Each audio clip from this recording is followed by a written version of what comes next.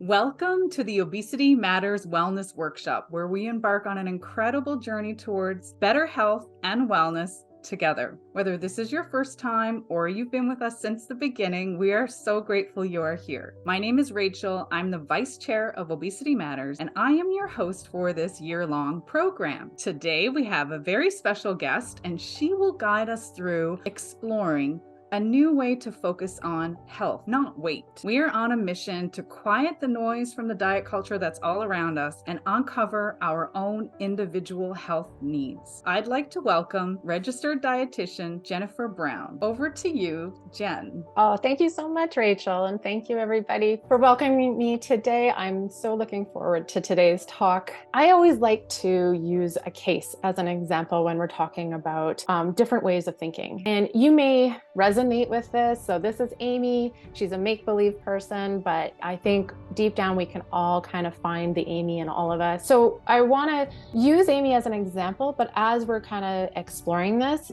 perhaps think about your own journey or friends or family members or people that you know that may be kind of a similar case as Amy. So she's a 43-year-old female.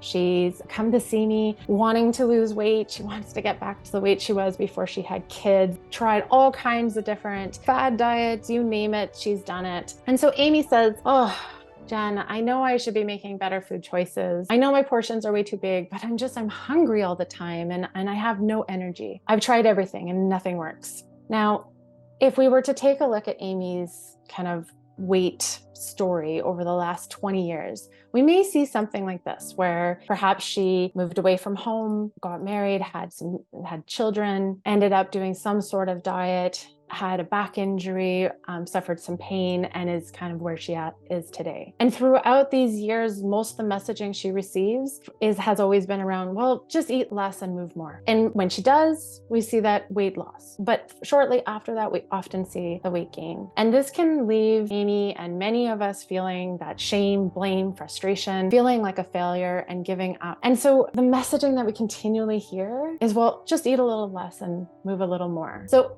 I kind of want to ask you, have you experienced any of these similar type of stories that like Amy has had? Looking at those expectations, a lot of times this comes from that topic we introduced at the beginning, looking at ideal weight, looking at realistic and disappointed weight. When we survey these people, and this is we see this in the United States, we see this in Canada, and in fact, we see this worldwide, that a lot of people, men and women, do have expectations that are quite high when it talks about how much weight people are wanting to lose. If we use Amy as an example, remembering Amy said that she wants to get back to the weight she was before she had kids. Well, that's like 37% weight loss, which is well above that ideal weight that we often talked about. And, this is where a lot of that shame and blame and that frustration and that constant failure comes in. But as we've learned over the last few webinars, really understanding that this is not Amy's fault. And if you yourself have struggled at all with your weight over your life, know that it's not your fault. Know that our society, especially around the medical piece, we've failed Amy. We've failed the Amys out there. And that's because we haven't understood a lot of the science around our weight. We're starting to recognize that our weight is controlled by our brain. And this was talked about in previous webinars already, but we know that genetics, our environment, medications, hormones that are found throughout our digestive system, and even gut bacteria that is kind of new and upcoming. We're starting to learn about hormones that are produced and found in our body fat and the yummy, tasty value of food. And there's a reason why there's cookies here and not broccoli. But all of these impact that area of the brain called the hypothalamus, which is what's controlling our weight. And so this idea that every time our bodies try to lose weight, our brain is really defending against that weight loss. In the past, there's always been these charts that if you're this height and you're a woman, this is the range you should weigh. And so many people follow these charts that who knows who made up at a different time. And but that's where it comes from. And then we think we have to be these numbers. And that's what every program I've done, it's, you still get weighed, you still get like it's all about the scale, and they talk about scale victories and stuff like that. It's just, yeah, like I think that's where it stems from, is the society drives it a lot. But it's, and your BMI, you're not healthy if you're not in this BMI range as well. So yeah, that's where I think it stems from. I think that's a really good point, because you know what? It kind of makes it easier for us and for some of the folks in that we would consider, obesity healthcare providers, even, to be able to kind of categorize and say, well, you fall in this category. So that means that we can apply these sorts of treatments. So you're right. I agree. It sort of makes it easier, but then it's not realistic for everyone. We all have different needs. And just saying that we fall into a category based on something that's meant, for a population is not really fair for an individual. So I want you to kind of take today with three, I like to call it my 3 R's, which is reflect, refocus, and rebuild. And I'm going to bring us back into that case with Amy so that we can kind of look at that reflecting piece. And you can, by all means, use this same approach for yourself if you feel comfortable doing this on your own. But one of the things we can do when we reflect on any weight journey is to actually look at life events and what is happening along the way. We see with Amy that during the times when she had kids, she wasn't sleeping very well. That's pretty common for new parents. But we also see that a few years ago that she was experiencing a lot of pain with that back injury. And emotionally, I think she was also grieving the loss of her father. And recently there's been work and home stress that has also caused some distress in her life. But if we go back to kind of what we heard her say, right? We heard her say that she's hungry, that she has no energy, and that she just, she wants to get back to the weight she was before. This is kind of where I like to use that reflection piece to say, okay, we can summarize this, but I always like to ask that question, why do these matter? Why does having more energy matter to Amy or to you? Why does not feeling hungry all the time matter? Why does losing weight matter? And in Amy's case, Amy tells us, if I lost some weight, I'd be able to go up and down stairs without pain.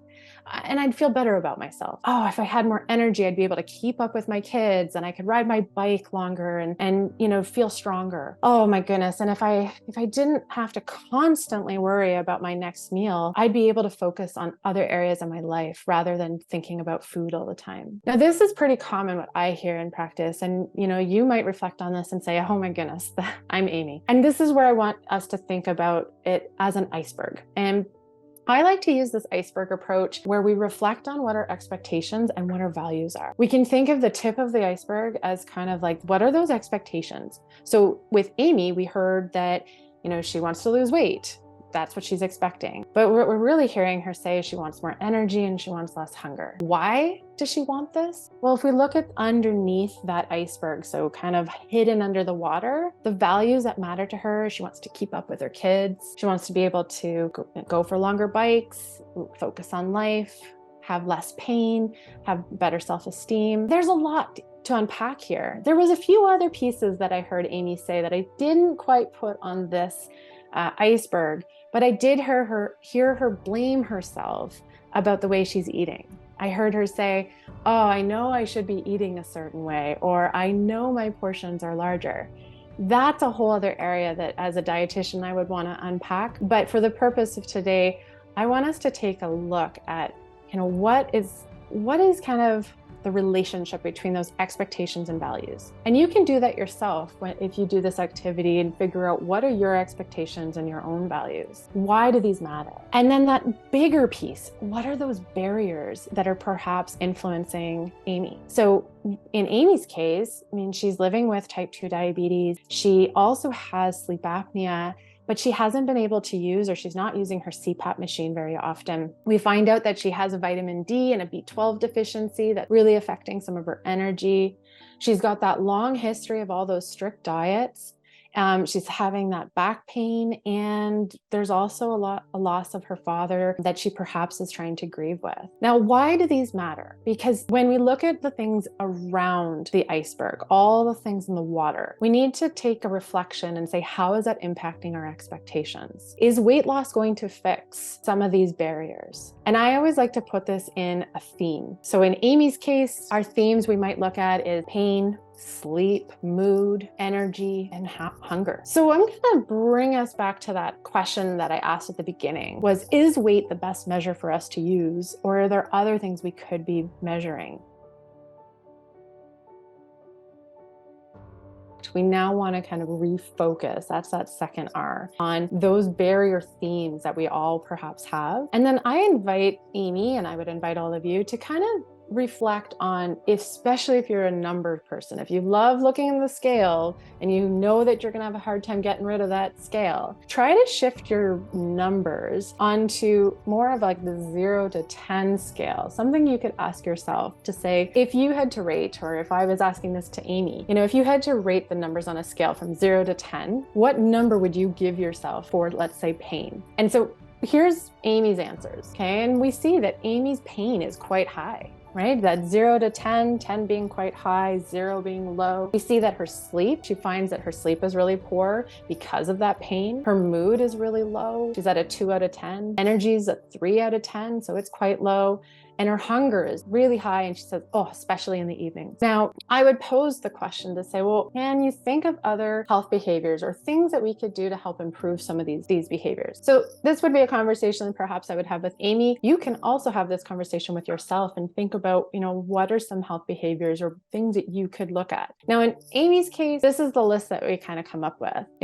I reflect on the fact that she's got these deficiencies that perhaps we need to look at foods or supplements that could help boost her vitamin D or B12 levels. Ask her doctor for a referral for, for pain management. Perhaps look at using that CPAP machine and exploring what's getting to the root issues. And then talk about maybe that grief or stress management. But I always like to say, just because this is a list doesn't mean we need to do this. And so my next question that I would ask you or I'd ask Amy is, how confident do you feel in actually doing these things? And if you had to kind of give me a number on that 0 to 10 on how confident are you? Amy tells me that, you know what, I feel real confident. 9 out of 10. I can absolutely take a look at some supplements or foods that can help boost those levels. I can absolutely talk to my doctor around an assessment for pain and maybe explore that more. But there is no way I want to use that CPAP machine. I can't stand it. Oh, I can't sleep very well. So this is where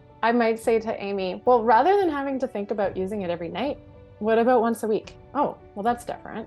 Now Amy says, oh yeah, I can do it once a week. Just once a week, I can do that. Okay, I'll say 8 out of 10. But I don't think I'm ready to really talk about my stress and coping yet.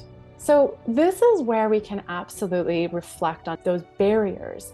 And when we look at that as a bigger picture approach again, what we're really talking about is using that iceberg approach to think about those expectations and values. Why do they matter to us? What are those barriers that perhaps are impacting those expectations? And are there areas that we can actually work on that have absolutely nothing to do with the number on the scale, but reflect more about why that scale matters to us? Why does our weight matter to us? So it brings us back to those 3 R's, the reflect. Reflect on your own weight journey, your own beliefs and expectations and your goals. Refocus on, what does that mean to you? Why does that weight matter to you? Why does losing weight mean anything? And then rebuild on setting non-scale goals or non-scale victories, rebuilding some of those new expectations. And over time, what we really want to start looking at is shifting our thoughts, shifting our beliefs away from those numbers and focusing more on those health and quality of life piece, so that over time, we're really achieving those goals, whether it's having more energy, playing with kids, having less pain, living longer, managing stress, feeling less hungry, whatever it might mean.